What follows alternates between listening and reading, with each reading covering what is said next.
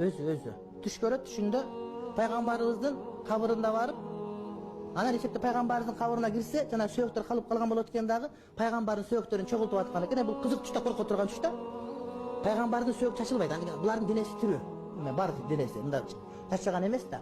Бирок Абу Ханифанын түшүндө пайгамбарыбыз алейхиссалам ошонун кабырына кирсе, сөөктөр чачылган экен, сөөктөрүн терип аткан болот. Анан шундан коркуп чочуйт, аябайчы эмне болот деп. Анан түш чоруучулардын имамына барат. Имамына барса, түш чоруучулардын Ибн Сиринге, табиинге барса, көз замандаш болуп атпайбы? Айтат, сен пайгамбарыбыздын чачылып кеткен сүннөттөрүн чогултат экенсиң деп баа берет да.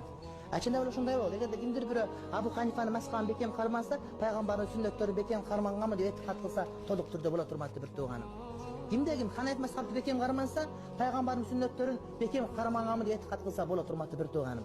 Анткени ошол биздин жанагы 4 имам башчысынан Абу Ханифа бул сахабаларды көргөн адам, табиин адам болот да. А бул деген Мадиналыктарды көргөн, башкаларды көргөн, сахабаларды көргөн адам, бул угуп эмес, ошол пайгамбар кантип аткаргандардан түздөн түз көргөн адам.